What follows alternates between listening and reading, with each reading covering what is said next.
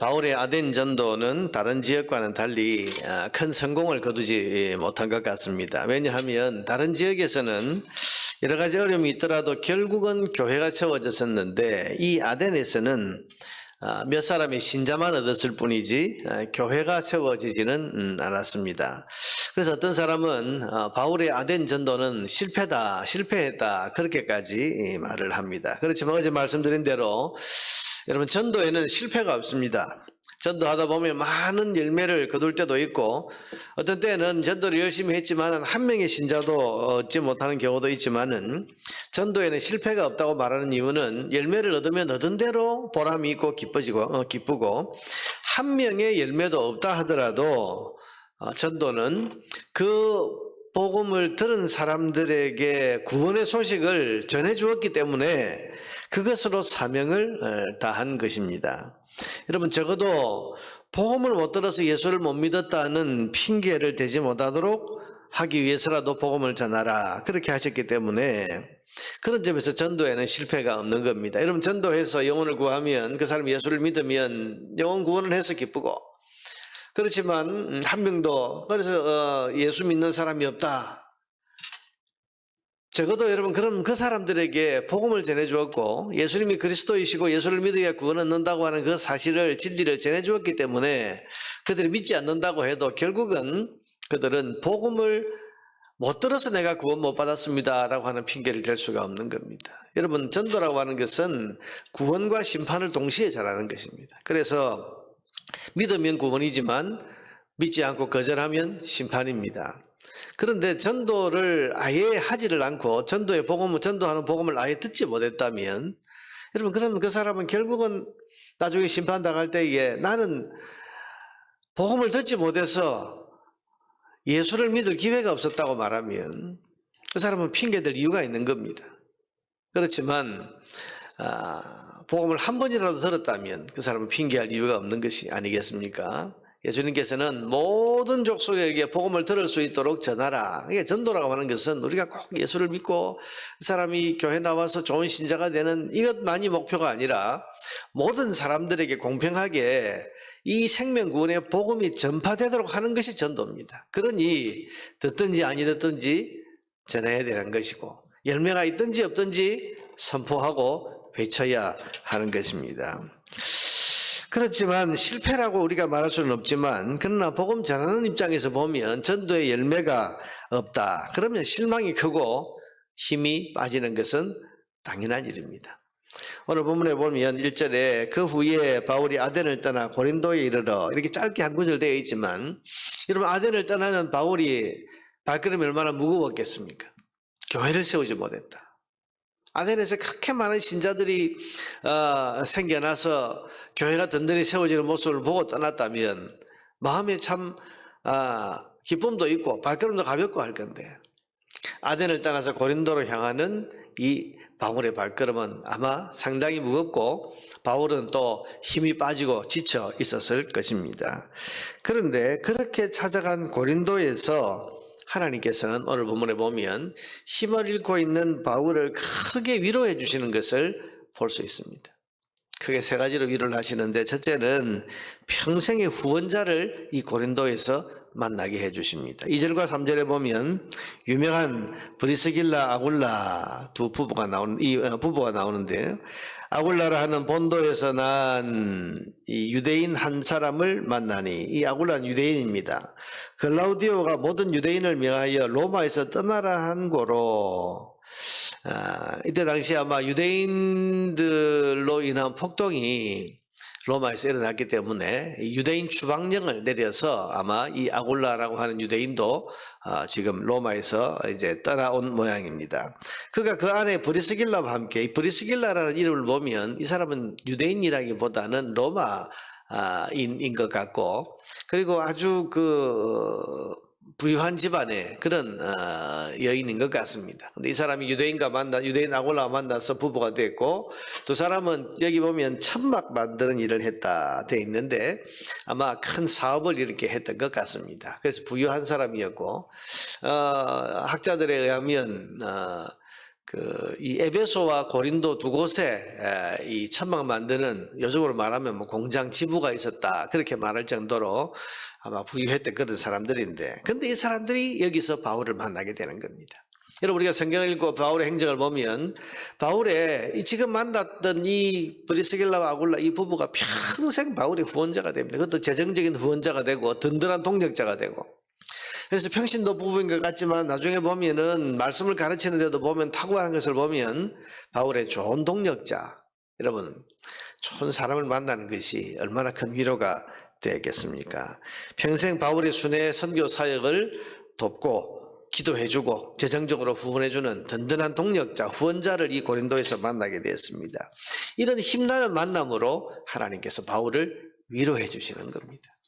두 번째로는 반가운 동력자들을 만나서 함께 사역하게 하심으로 위로하십니다. 5절에 보니까 실라와 디모데가 마게도냐로부터 내려오매 바울이 하나님의 말씀에 붙잡혀 유대인들에게 예수는 그리스도라 밝히 증언했다, 이렇게 되어 있는데, 여러분 오늘 본문의 이 원문의 뉘앙스를 살펴보면 실라와 디모데가 마게도냐로부터 내려왔기 때문에 바울이 하나님의 말씀에 강하게 붙잡혔다, 이런 뉘앙스를 담고 있습니다. 다시 말하면 바울이 지금 하나님의 말씀에 강하게 붙잡히게 된 이유가 뭔가 하면 동역자인 실라와 디모데가 이 고린도까지 마게도냐로부터 와서 합류했기 때문에 바울이 힘을 얻고 용기를 얻어서 하나님의 말씀에 더 강하게 사로잡혀서 복음을 열심히 전했다, 그런 이야기.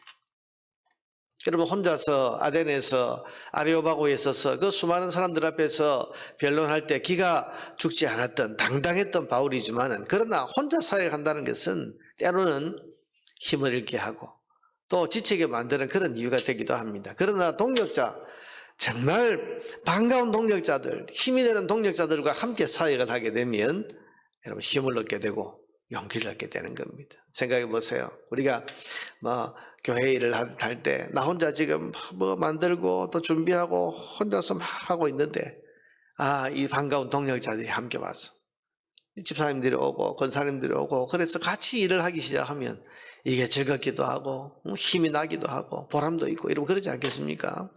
지금 고린도에서 바울은 실라와 디모데라고 하는 이 귀한 동력자들을 다시 만났어요. 힘을 얻는데 하나님의 배려가 거기에 있는 겁니다. 세 번째는 하나님이 직접 나타나셔서 은혜의 음성을 바울에게 들려주심으로 큰 위로를 주십니다. 9절 10절에 보니까 밤에 주께서 환상 가운데 바울에게 말씀하시되, 이러면 하나님의 음성을 직접 듣는다는 것이 얼마나 큰 힘과 위로가 되겠습니까? 뭐라고 하십니까?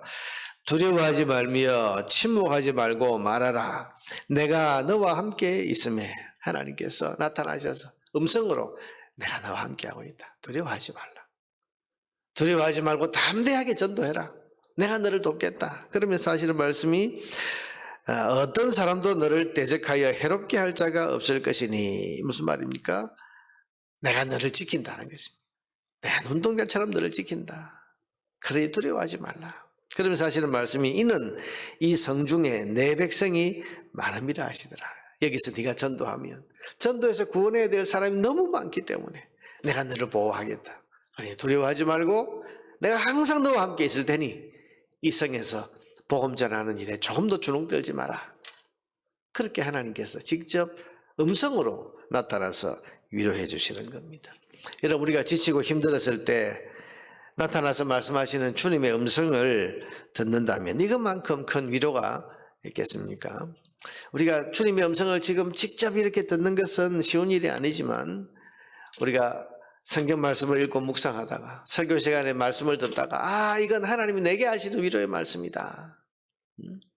내게 하시는 위로의 말씀이다. 여러분, 그렇게 받아들이고 또 그렇게 내가 느낄 수 있다면 이게 지쳐있는, 또 힘이 빠져있는 그런 주의 백성들에게 얼마나 큰 위로가 되겠습니까? 지난 수요일도 우리가 말씀 전한 이후에 우리 교사들 또 이제 위로회가 있어서 함께 식사하러 갔습니다만은, 그 자리에서는 집사님, 목사님 오늘 말씀 듣고 제 마음에 큰 찔림이 됐습니다. 하나님이 내게 말씀하시는 것 같았습니다. 하나님이 내게 말씀하시는 것 같았다. 여러분 그렇다면 이것보다 더 큰 은혜가 있겠습니까? 사랑하는 여러분, 그 결과 고린도에 무려 1년 6개월을 바울은 머무르면서 복음을 전하게 됩니다. 여러분 이런 위로가 있는데 어떻게 힘을 잃겠습니까? 고린도에서 이런 복음 전하는 게 쉬운 일이 아니었습니다. 고린도에서도 많은 반대와 핍박, 어려움이 있었는데 그럼에도 불구하고 1년 6개월이나 이곳에 머무르면서 결국은 고린도에 교회가 세워지는 그런 열매를 거두게 됩니다. 사랑하는 여러분, 이 모든 것의 그 바탕에는 하나님의 위로가 있었습니다. 하나님은 우리를 위로하시는 분입니다. 힘이 빠지고 지쳐있는 주의 백성들에게 여러 가지 방법으로 위로와 격려를 주셔서 다시 일어서게 하시는 분이 우리 하나님이십니다. 이런 주님의 위로를 얻어야 우리는 믿음도 지킬 수 있고 우리는 사명도 더 잘 감당할 수 있는 것입니다. 혹시 여러분 지금 주의 일을 하다가 용기를 잃거나 지쳐 힘이 빠져 있는 그런 분이 있습니까? 코로나 2년 반의 세월이 지나는 동안에 여러 가지로 다운되고 이제 또 회복을 말하지만 내 마음에는 다시 일어설 만한 그런 힘이 없는 그런 분들이 있습니까? 여러분 그냥 그대로 주저앉아 있지 말고 주님의 위로를 구하시기를 바랍니다. 주님의 위로를 구해야 됩니다. 주님 저를 위로해 주십시오. 주님 힘을 잃고 있는 저에게, 용기를 잃고 있는 저에게, 다시 일어설 만한 그런 힘이 없는 저에게 주님 바울에게 위로하셨던 것처럼 저에게도 힘을 얻을 수 있는 위로를 하나님 허락해 주십시오. 위로를 구해야 됩니다. 그러면 하나님께서 그야말로 바울처럼 동역자와 후원자를 보내주셔서 위로해 주시든지 아니면 내게 은혜의 음성을 들려주시고 예배 시간에 또 성경 말씀 묵상할 때 아니면 꿈속에서라도 주님이 내게 위로의 음성을 들려주셔서 지친 우리를 회복시켜 주실 것입니다. 주님의 위로를 얻을 때 우리는 다시 독수리가 날개치며 힘있게 올라가는 것 같은 새 힘을 얻을 수 있게 될 것입니다. 우리의 모든 위로와 새 힘과 능력은 위로부터 내려오는 하나님 아버지의 선물이라는 사실을 여러분 믿고 이 아침에 하나님의 위로를 구하는 그런 기도가 여러분에게 있게 되기를 바랍니다.